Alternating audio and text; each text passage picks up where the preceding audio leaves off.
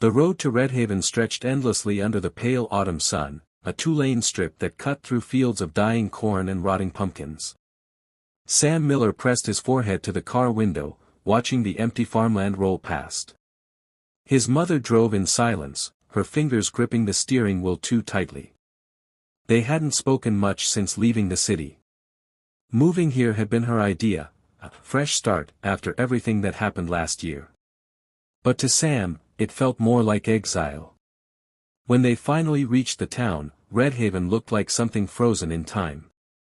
The streets were lined with sagging houses and shuttered shops. Faded scarecrows stood in front yards, their burlap faces split and weathered. It was October 28th, just days before Halloween, yet there was no sign of celebration, no children, no pumpkins on porches, no laughter. Only silence. "Creepy place," Sam muttered. His mother didn't answer. She turned onto Hollow Creek Lane, where their new house waited, a crooked white farmhouse with peeling paint and a wind chime that clattered like bones. As they unpacked, Sam felt something heavy in the air. The house smelled of dust and damp wood. Upstairs, he found 2 bedrooms. One had a bed already made, covered in a faded blue quilt. "Whose room is this?" he called. His mother looked up the stairs. "That's yours," she said after a pause. Sam frowned. "Then who's the other one for?" She hesitated, eyes flicking toward the closed door. "No one. Just storage." But when she turned away, Sam swore he heard a faint creak from inside that storage room. That night, he couldn't sleep. The house creaked and sighed like it was breathing. Around 2 a.m., Sam heard whispering, soft, rhythmic, like someone murmuring behind the walls. He sat up, heart pounding. "Hello?" he whispered. No reply. Only the faint rustle of the wind. But the longer he listened, the clearer the whisper became. "You forgot him, you forgot him." Sam jolted out of bed and turned on the lamp. The room was empty. He grabbed his phone, the screen lighting up his pale face. One missed call. No number. He ignored it. Sleep never came again. The next morning at Redhaven High, everyone stared as he walked through the halls. The place smelled like disinfectant and old paper. The students moved sluggishly, whispering behind his back. He met a girl at his locker, short red hair, dark eyeliner, and a band hoodie. She smirked. "New kid, huh?" "I'm Becca." "Sam," he said. "Welcome to Redhaven," she said dryly. "Try not to die of boredom. Or, other things." He raised an eyebrow. "Other things?" Becca leaned closer. "You'll see. People around here act like everything's fine, but it's not. You feel it too, don't you? That weird heaviness?" Before he could answer, another kid approached, a tall boy with shaggy blonde hair and a flannel shirt. "Becca, stop scaring the new guy," he said, grinning. "Rusty. Don't listen to her. She thinks there's some kind of curse on the town." Becca crossed her arms. "Because there is." Sam forced a laugh, but unease prickled at the back of his neck. "A curse? That would explain a lot about Redhaven." Then, out of nowhere, Sam asked, "Hey, did any of you know a kid named Eli Miller?" "He's my brother." Becca frowned. Rusty shook his head. "You mean you have a brother?" Rusty asked. "Yeah. Eli. He's 16. Lived with us before we moved here." Becca looked uneasy. "You sure about that? What kind of question is that?" Sam snapped. "Because," she said slowly, "you've been here a week."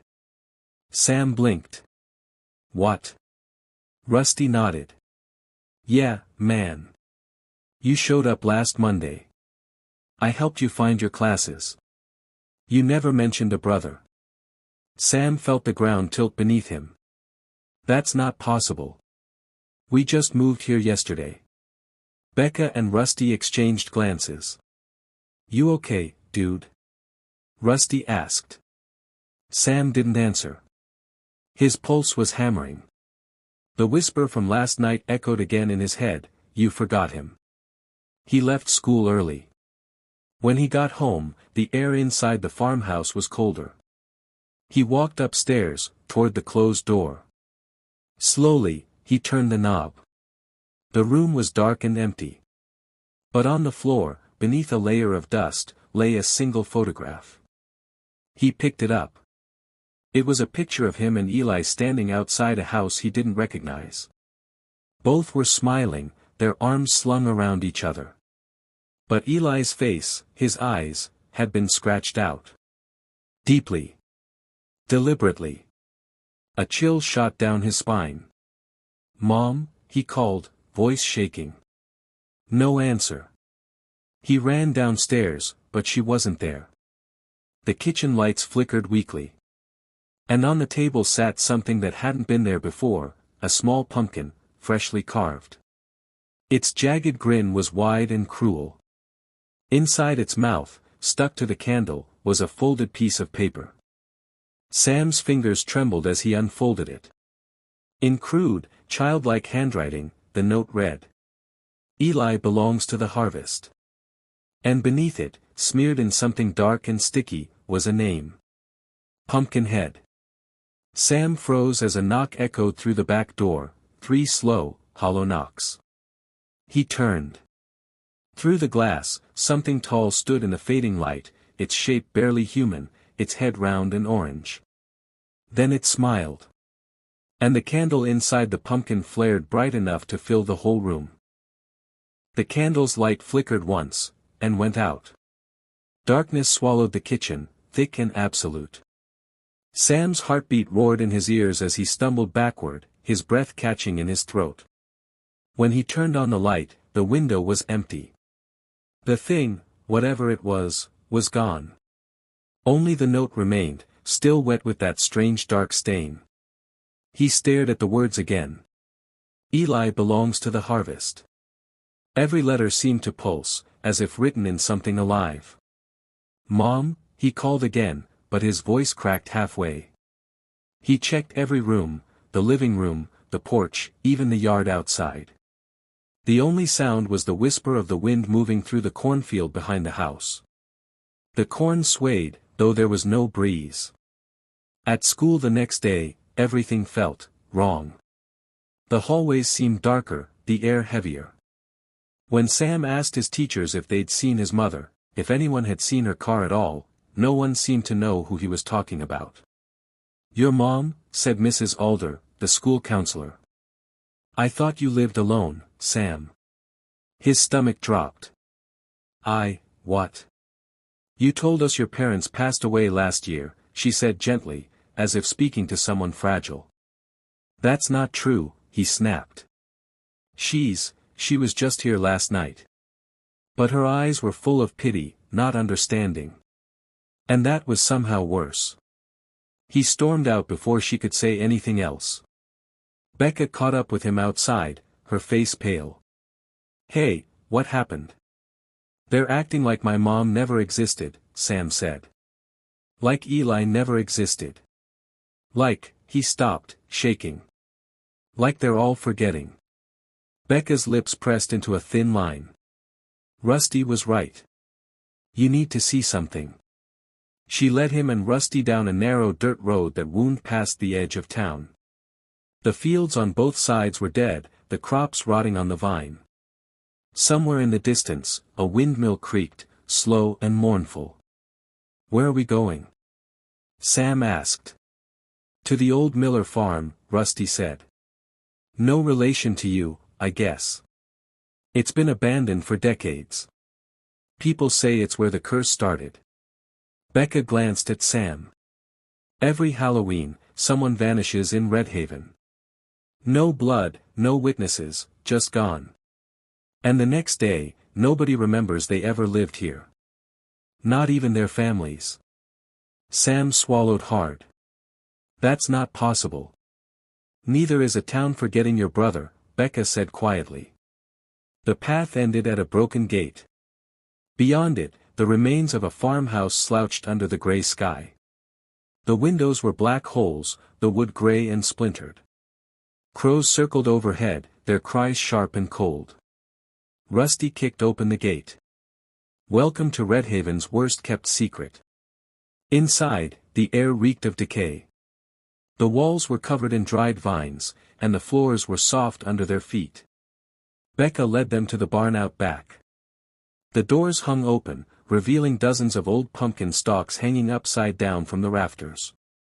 Each one had a name carved into it, long faded. Sam stepped closer. One of the names, barely visible under the dust, was Eli Miller. His heart stopped. "That's my brother." Becca's eyes widened. "Sam." Something rustled in the shadows above them. They froze. A dry, creaking sound echoed through the barn, like wood bending under weight. Then a voice, deep and slow, whispered from the rafters. "Another miller for the harvest." Sam looked up. There, hanging from the beams, was something huge. Its skin was gray and leathery, its limbs long and twisted. The head was a hollowed-out pumpkin, its carved mouth curling into a grin. Inside, a candle burned with a blood-red light. Rusty cursed under his breath. Becca grabbed Sam's arm. "Run."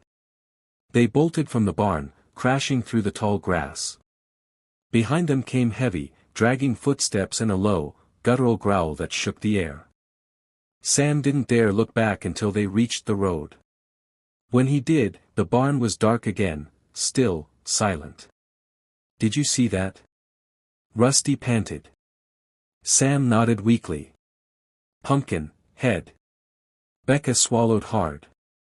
"It's real." They didn't speak again until they reached town. The streets were empty, and the sun was already sinking. A chill settled over everything. Rusty finally said, "We need to talk to Old Man Granger. He knows the stories better than anyone. He was here when the first kid vanished." "Where does he live?" Sam asked. "Out by the churchyard," Becca said. "But if we go now, we have to hurry. The fields aren't safe after dark." Sam hesitated. "Why?" Becca's eyes met his. "Because when the sun goes down, Pumpkinhead walks." That night, back at the farmhouse, Sam sat by his window, staring into the cornfield. The wind had picked up, making the dry stalks hiss and sway. Then, through the rustling, he heard it again. The whisper. "You forgot him. The harvest is hungry." He pressed his face to the glass. Between the rows of corn, something moved, a shape too tall, too thin, dragging its long arms through the dirt. Its head glowed faintly orange, like a dying ember. Sam's breath caught. The figure stopped. Slowly, its head turned toward the house. The pumpkin's grin flickered in the dark. And then, from somewhere deep in the night, a child's voice whispered his name. "Sam." Morning came, but it didn't feel like morning. The sky over Redhaven was the color of ash, and the air carried a sour, rotten smell that clung to everything. Sam hadn't slept. He'd spent the night watching the cornfield, waiting for that glowing head to reappear. It never did, but the whispers didn't stop. By dawn, he'd made up his mind. They had to find Old Man Granger. Becca and Rusty met him outside the diner before school. The neon sign above them buzzed weakly, its red letters spelling "Eat," a grim invitation. "You look like death," Rusty said. "I feel worse," Sam muttered. "Did either of you hear it last night?" The voice. Becca's expression darkened. "Yeah. It was whispering from my window. Said, the harvest remembers what the living forget." Rusty shook his head. "I didn't hear anything. I just saw the pumpkins in my yard this morning. 3 of them. Perfectly carved. I live alone." Sam swallowed hard. "It's getting closer to Halloween." Becca nodded grimly. That's when it takes someone, every year. Granger's house stood at the edge of town, near the old churchyard. The building was ancient, sagging under its own weight, the paint peeled down to gray splinters. The trees around it were bare and twisted, their branches clawing at the sky like black hands. They climbed the porch steps carefully. Rusty knocked, and the sound echoed hollowly inside. For a long moment, nothing. Then the door creaked open. Old Man Granger stood there, hunched and gray, with milky eyes that seemed to see everything in nothing. He looked like he'd been carved from the same wood as the house. "I know why you're here," he rasped before they could speak. "You've seen him." Sam froze. "Pumpkinhead?" Granger's expression twisted. "Don't say the name. Names are invitations." Becca glanced at Sam nervously. "We need to know what it is. People are disappearing." "My friend, his brother." Granger stepped aside, motioning them in. "Then you best listen. But what you hear, you'll wish you hadn't." Inside, the house smelled of mold and burnt candles. The walls were covered in old photos, black and white portraits of families with hollow eyes and half-smiles. Sam noticed one photo with the name Eli Miller written on the back in faded ink. "How do you know my brother?" he demanded. Granger's eyes clouded. "I don't. Not anymore." He shuffled to his chair and sat, his bones creaking louder than the floorboards. It started in 1889, when Redhaven was still a harvest town. Back then, there was a drought, crops failed, families starved. The people prayed, begged the earth for mercy. And something answered. He lit a candle, its flame casting long shadows on his face. They said it came from the soil itself. A spirit of the harvest. The farmers called it the watcher in the corn. They offered their fear, their silence, their obedience. And it gave them rain, grain, life. Sam leaned forward. But it wanted something in return. Granger nodded. Slowly. Every harvest moon, it demanded a life. A child, mostly. The town agreed. Easier to forget one than to lose all. That's why they built the ritual. They called him Pumpkinhead, their offering made flesh. Rusty frowned. "You mean someone made him?" "Worse," Granger whispered. "They grew him. From the first soil soaked in blood, they grew a body, a vessel for the spirit. But when the harvest ended, the spirit didn't leave. It stayed. Fed on memory. Every year it takes someone, and when it does, the rest forget. That's the price of survival." Becca's voice trembled. "But why us? Why Sam?" Granger looked at Sam. His voice dropped to a whisper. "Because the harvest remembers its bloodline. And you, boy, you've got old roots in Redhaven soil. You're not the first miller to try breaking the cycle." Sam's stomach twisted. "What do you mean?" "Your brother didn't disappear," Granger said. "He was chosen. And the curse won't stop until it takes you too." A loud thump shook the house. The candle flickered violently. Rusty jumped. "What the hell was that?" Granger froze. "He's listening." The old man reached for something under his chair, a small wooden box, and shoved it toward Sam. "Take it. There's an old charm inside. My father used it once to keep the watcher away. Don't open it unless you have to." Becca grabbed Sam's arm. "We need to go. Now." The walls creaked. A low moan filled the air, coming from everywhere at once. The windows fogged over from the inside, and words began to appear across the glass, written in condensation. "You can't save him." Then, on the final pane, "The harvest comes home." Granger shouted, "Run." They bolted out the front door as the house seemed to exhale behind them. A burst of wind sent leaves spiraling through the yard. Sam turned back once. Through the window, he saw Granger's candle go out. And then something tall and orange moved past the glass. Becca screamed, "Don't look." Sam tore his eyes away and ran until the sound of the old man's screams faded into the night. When they finally stopped, breathless, the church bell began to toll, slow, hollow, mournful. Rusty wiped sweat from his face. "He's dead, isn't he?" Sam clutched the wooden box to his chest. His hands were shaking. "If he's right, we're next." The church bell echoed through Redhaven like a heartbeat. Slow. Hollow. Relentless. Sam, Becca, and Rusty stood on the empty road, gasping for breath as the last toll faded into silence. The sky above was bruised red and gray, heavy with clouds that seemed to churn. The sun had vanished too early, swallowed by the horizon. "The blood moon," Becca whispered. Sam turned to her. "What?" She pointed toward the eastern sky. Through the haze, the moon was rising, large, swollen, and crimson, like a wound in the heavens.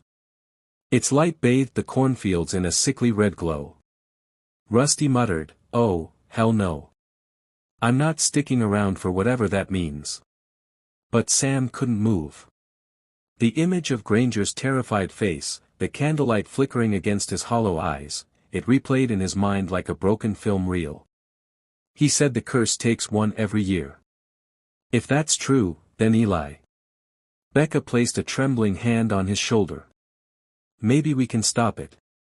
Maybe that's why you remember him when no one else does." Rusty shook his head. "Stop it? Becca, that thing tore through a wall like paper. We can't even look at it without feeling sick." "Then we don't look," Sam said, his voice low but steady. "We find where it comes from. End it there." They went back to Becca's house to regroup. The lights flickered constantly, and the TV played static no matter what channel they turned to. Her mother's room was empty, the bed unmade. The whole house felt hollow, as if someone had taken all the warmth out of it. Rusty paced near the window. "So what's the plan, genius? Burn the fields? Pray." Sam set the wooden box on the table. Its surface was carved with strange markings, almost like roots. "Granger said there's a charm inside. He said not to open it unless we had to." Becca leaned closer. "You think now qualifies as have to?" Sam hesitated. The air around the box felt cold, heavy, almost vibrating. But something deep inside him said it was time. He slowly lifted the lid. Inside lay a small bundle wrapped in faded burlap. When he unwrapped it, he found a withered pumpkin seed, black as coal, and a note written in a hand that trembled with age. "The seed of the first harvest grows where blood was spilled. Bury it in fire to bind the curse. But beware, the harvest protects its own." Rusty frowned. "Bury it in fire? What does that even mean?" Sam looked out the window. The cornfield behind Becca's house stretched toward the horizon, red under the blood moon. At the far end stood an old scarecrow, its head a rotten pumpkin, its arms hanging limp. "That's where we start," he said. They reached the field just after midnight. The moon was massive now, painting the rows of corn in deep crimson. The scarecrow loomed ahead, its shape swaying gently. Every step they took made the earth crunch like bone. As they neared it, Sam noticed something strange. The ground beneath the scarecrow was darker, almost charred. And the smell, earth mixed with iron. Rusty gagged. "That's blood." Becca shivered. "The seed of the first harvest." Sam knelt and dug into the soil with his hands. It was damp and warm, almost pulsing. Beneath the dirt, he found something solid, a wooden mask shaped like a pumpkin's face, split down the middle. He barely touched it before the ground trembled. "Sam!" Becca screamed. The soil split open. A burst of red light shot upward, and a sound like 1,000 whispers filled the air. From the fissure rose a figure, tall, skeletal, its flesh gray and rotted. Its head was the same carved pumpkin, but now the candle inside burned blood red. Pumpkinhead had risen. Rusty fell backward, scrambling. Oh God, oh God. The creature turned toward them. The grin carved into its face widened, cracking deeper. From its hollow eyes leaked smoke. Eli, Sam whispered, voice breaking. Where's my brother? The creature tilted its head. Then, slowly, it lifted one long, clawed hand, and pointed toward the farmhouse in the distance. Becca grabbed Sam's arm. We have to go. Pumpkinhead's jaw moved, creaking open. The voice that came out was not a growl, it was a whisper, layered and human, familiar. Sam. Sam froze. That voice. That was Eli. The thing took one step forward, and the air around them grew heavy, suffocating. The corn hissed as if whispering secrets. The earth bled red beneath its feet. Becca screamed, run. They tore through the field, the creature's footsteps thudding behind them like falling trees. Rusty tripped, and Sam grabbed him, dragging him toward the road. The moon seemed to pulse overhead, growing brighter, redder. They didn't stop until they reached the farmhouse. Sam slammed the door shut and locked it. The windows glowed faintly from the outside, as if the moon itself were watching. Becca was crying quietly. Rusty stared blankly at the floor. And Sam stood by the window, staring toward the field where the red light still burned. In the glass, his reflection twisted, and for a split second, he didn't see himself.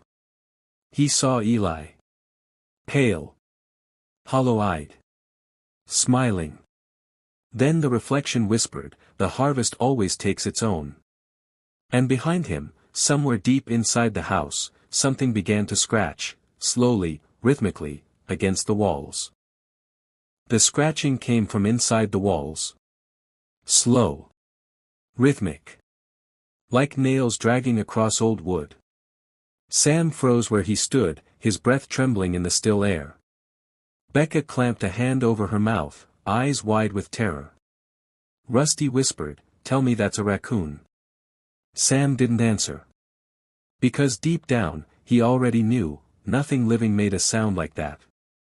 The noise stopped. Silence swallowed the house. Then came a soft creak from the hallway upstairs. Rusty hissed, no way. Nope. We're not going up there.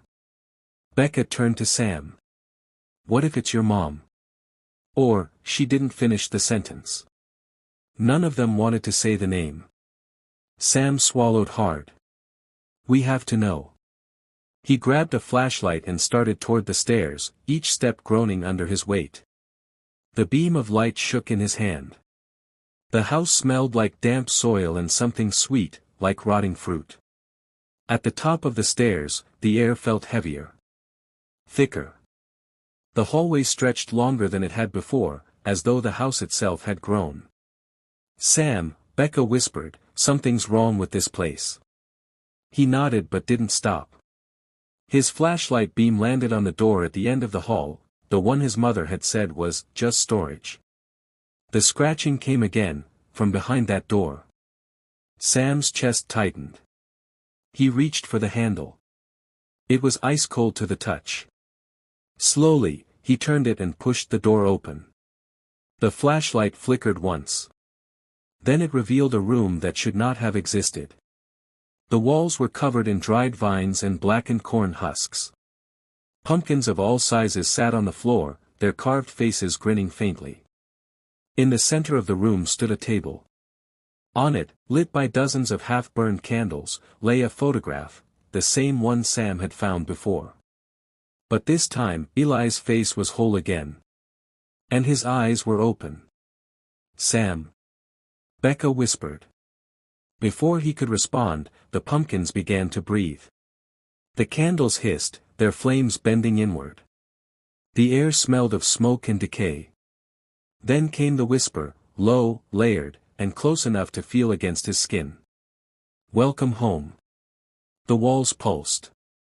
The vines tightened like veins under skin. The floorboards beneath Sam's feet turned soft, damp. He stumbled back, shining the flashlight toward the door, but the doorway was gone. Becca screamed. Rusty slammed against where the exit had been, but it was sealed by thick vines crawling from the walls. "We're trapped," he shouted. From the far corner, the shadows moved. They gathered into a shape, tall, thin, wrong. A figure stepped forward, its head glowing faintly orange. Pumpkinhead. But this time, Sam could see the face beneath the carved shell. It wasn't a monster's face, it was Eli's. Half decayed, half human, his skin gray and cracked like the bark of a dying tree. His lips stretched into a slow, crooked smile. "Sam," he whispered, voice echoing like wine through dry leaves. "You came back." Sam staggered back, shaking his head. "No. You're not him." Eli, or what was left of him, tilted his head. "You forgot me." "They all did. But I remember. The harvest remembers." Becca grabbed Sam's arm. "Don't listen to it." Eli's grin widened. "You can end it, Sam. One more offering. One more name. And the curse will sleep again." "What do you mean?" Sam demanded. Eli stepped closer, the pumpkin light flickering across his hollow face. "Give it another soul. Let someone else take your place. Then we can both go home." Rusty's voice shook. "This is insane." Sam's thoughts spun: Becca, Rusty, the curse, the endless silence of Redhaven. Was this what it wanted? To turn him into part of the harvest? He clenched the wooden box in his hand. The seed inside pulsed faintly, warm through the wood. "No," he said. "No more." Eli's smile faded. "Then you choose death." The pumpkins around them burst open all at once. Seeds spilled across the floor, writhing like insects. The vines lashed out, wrapping around Rusty's ankle, dragging him toward the wall. He screamed, clawing at the floorboards. "Sam! Help me!" Sam dropped to his knees, trying to pull him free, but the vines were too strong. Becca grabbed Sam's arm, pulling with him. The smell of rot filled the air. Then, from the vines, a whisper: "The harvest takes what it's owed." With a sickening snap, Rusty was yanked into the wall. His scream cut off instantly. The vines retreated, leaving only silence. Becca sobbed, trembling. "He's gone. Oh God, Sam, he's gone." Sam stared at the place where Rusty had vanished. His hands were shaking, covered in soil and blood. Eli, no, Pumpkinhead, took another step forward. "Now the harvest is full." The house shuddered violently. The walls began to melt away, revealing endless cornfields beyond, swaying in red moonlight. The whispering grew louder, voices overlapping, chanting, crying, laughing. Sam lifted the wooden box high. The seed inside glowed brighter, burning through the burlap. He shouted over the noise, "If you want me, come and take me." Pumpkinhead lunged. Sam hurled the box into the candles. Fire erupted, spreading fast. The room filled with smoke and screams. The creature staggered back, the flame catching its vine-like limbs. "Sam!" Becca screamed. "The window!" He grabbed her hand and smashed through the glass, falling into the cold night air. They landed hard in the dirt, gasping. Behind them, the farmhouse burned, orange and red against the night. Becca stared at the flames, her face streaked with soot and tears. "Is it over?" Sam looked toward the cornfield. The firelight flickered across the stalks, and for a moment, he saw it standing there, at the edge of the flames. Tall. Burning. Smiling. Pumpkinhead didn't move. It just watched. Then it raised one charred hand, and pointed directly at him. The fire ate through the farmhouse like it had been waiting years to burn. The roof cracked, sending embers swirling into the red night sky. Becca and Sam stood in the field, their shadows trembling against the glow. "He's still there," Becca whispered. Sam didn't need to look. He could feel it, Pumpkinhead's stare crawling across his skin like heat. The creature didn't move, didn't breathe. It just stood among the flames, as if the fire were its home. Then, slowly, it turned away and walked into the cornfield. The rose swallowed it whole. "Where's it going?" Becca asked. Sam's voice was low. "Back to where it began." "The old Miller farm," Becca said. Sam nodded. "It wants me to follow." Becca grabbed his arm. "No. That's suicide." He looked at her, his face smeared with ash, eyes hollow. "It took my brother. It took Rusty. I'm not letting it take anyone else." Becca's hand trembled. "Then I'm coming with you." He didn't argue. He knew he couldn't stop her. The road to the old farm was empty, lit only by the pulsing red light of the blood moon. Every shadow looked alive. The air was thick, humming with whispers. Becca flinched every time she thought she saw movement among the trees. When they reached the broken gate, the barn loomed ahead, black against the red sky. Smoke still rose faintly from the horizon behind them, but here, everything was silent. Sam stepped through the gate first. The soil beneath his feet was warm. Inside the barn, the air smelled of iron and mold. The old pumpkin stalks still hung from the rafters, but now they were glowing faintly, like lanterns. Each one pulsed with a dull, reddish light. Becca whispered, "They're alive." Sam walked to the center of the barn. There, in the dirt, lay a circle made of bones. In the middle of it was a mound of earth, cracked open like a wound. The soil pulsed faintly, matching the rhythm of his heartbeat. Then a voice came from behind them. "You shouldn't have come." They turned. Eli stood in the doorway, whole this time, almost human. His skin was pale, his eyes deep and empty. He smiled weakly, like an echo of who he used to be. "Eli," Sam whispered. "You were supposed to forget," Eli said softly. "That's how it works. When the harvest takes one, the world forgets them. It keeps the balance." "I can't forget you," Sam said. "You're my brother." Eli shook his head. "You weren't meant to remember. That's why he's angry." The ground trembled. From behind Eli, the shadows twisted, and Pumpkinhead stepped out of the darkness.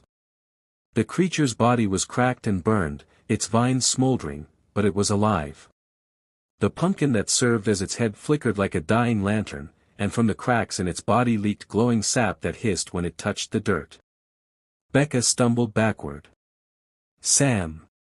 But Sam was frozen. Pumpkinhead raised one clawed hand and pointed at Eli. Then at Sam. "Two Millers," it rasped, voice like dry corn husks scraping together. "Only one belongs." Eli's expression crumpled. "Sam, run." But Sam shook his head. "Not again." The creature moved faster than he could think. Its claws tore through the air, slashing across the floor where Sam had been standing seconds earlier. Becca screamed and swung a burning lantern from the wall, throwing it at the creature. It hit its shoulder, fire spreading across its arm, but the flames only made it glow brighter. "Go!" Becca shouted. Sam grabbed Eli's arm. "How do I stop it?" Eli looked at him, eyes hollow but sad. "It feeds on memory. As long as Redhaven remembers the curse, it lives. You have to make them forget." Sam frowned. "How?" Eli placed a hand on his chest. "You know how." Before Sam could respond, Pumpkinhead lunged again. Eli shoved Sam aside and took the full blow. The claws went through him like paper. He gasped, eyes wide, blood blooming dark across his shirt. "Eli!" Sam screamed.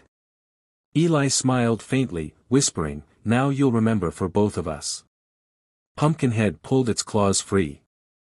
Eli collapsed, the light fading from his eyes. For a moment, Sam thought it was over, then the ground beneath the body split open, roots wrapping around Eli's corpse, dragging it into the soil. Becca shouted, "Sam, do something." He stumbled to his knees, the heat and smoke blurring his vision. The mound of earth in the circle began to move, swelling, cracking, breathing. Pumpkinhead's voice filled the barn, "The bloodline is bound to the harvest." Sam's mind raced. He thought of the seed from Granger's box, the black, pulsing core of the curse. He reached into his pocket, it was still there, glowing faintly, hot against his skin. He took a deep breath. "You want a vessel," he said. "Take me." Becca's scream cut through the roar of the flames. "No." Sam pressed the seed against his chest. It burned through fabric and skin instantly. Agony exploded through him, but he didn't stop. The soil beneath him erupted, swallowing him and Pumpkinhead in the same breath.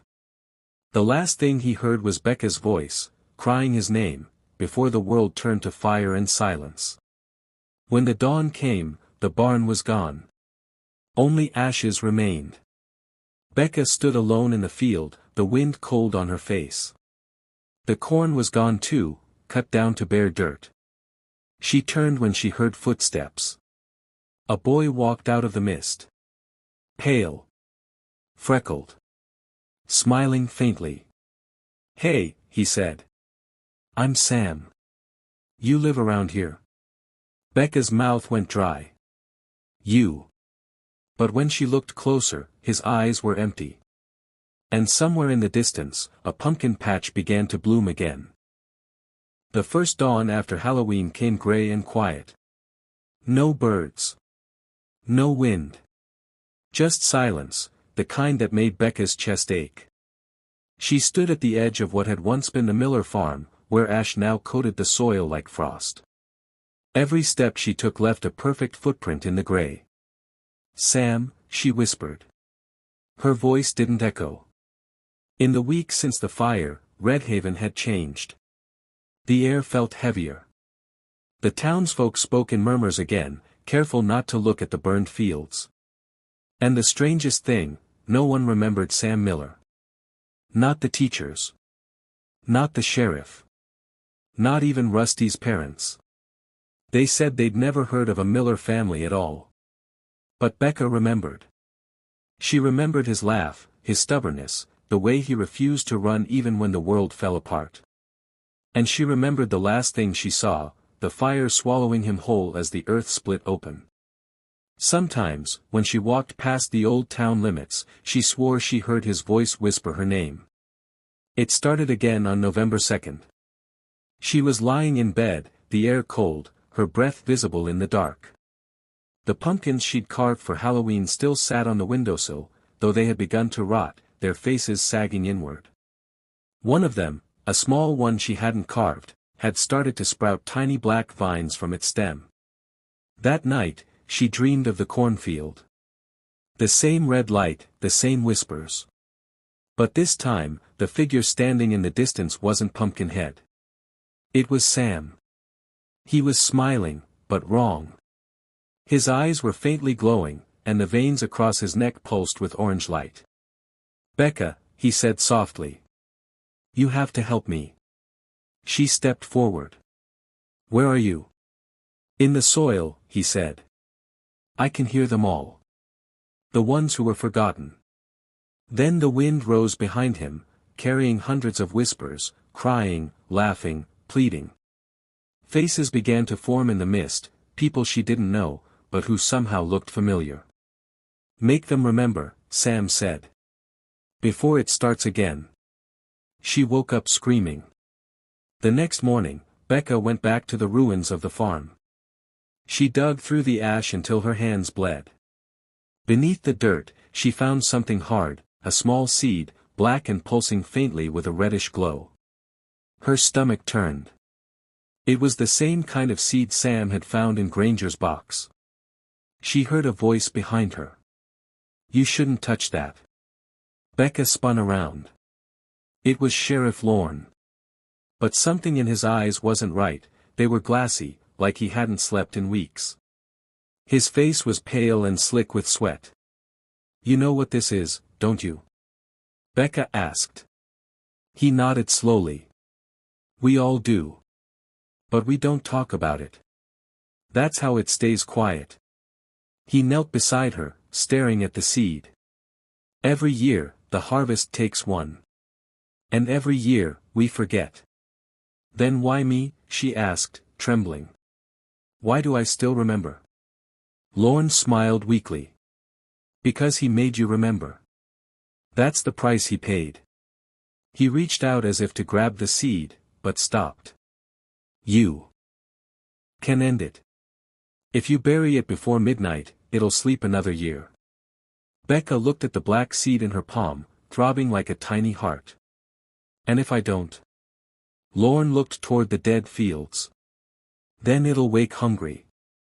As the sun fell, the mist rolled in thick and heavy. Becca carried the seed in a glass jar, walking toward the center of the field.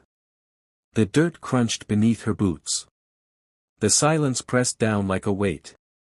She reached the old bone circle, the same one Sam had stood in, and knelt. Sam, she whispered. If you can hear me. I'm sorry. She began to dig. The ground was soft, like the soil wanted to open itself for her. When the hole was deep enough, she lowered the seed in and covered it. For a moment, nothing happened. Then the earth breathed. The soil expanded and collapsed, a slow pulse beneath her hands. A faint orange light spread through the cracks. Becca stumbled backward, her chest tight. And from beneath the ground, a voice whispered. Thank you. It was Sam's voice.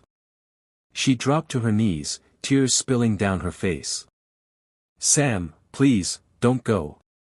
But the whisper was fading. It's not me anymore, Becca. It's what comes after. The ground split open. From the fissure rose a shape, tall, twisted, its body made of tangled roots and glowing sap. A pumpkin head formed where its face should be, and behind the flickering orange eyes, she saw him. Sam. His expression was calm, almost peaceful. It remembers you now, he said quietly. You'll never forget me again. Then he turned his gaze toward Redhaven. And neither will they. The wind roared through the fields. That night, the pumpkins across Redhaven began to bleed. The vines crept through cracks in windows, coiling around beds, whispering names no one remembered. In the morning, half the town was gone, and the other half couldn't explain why they felt so alone. Becca stood on the road out of town, her suitcase in one hand, her other still stained with dirt. She looked back once. The horizon glowed faintly orange, like the world was catching fire again. And from somewhere deep in the fields, she heard the rustle of corn and the faintest, gentlest voice. Happy harvest, Becca. She walked away without looking back. But behind her, in the center of the field, a single pumpkin grew larger than the rest, its grin carved deep and wide. The soil trembled beneath it, feeding on silence, on memory, on fear. Because in Redhaven, nothing ever truly dies. It just waits to be remembered. The end, Jack-o'-lantern.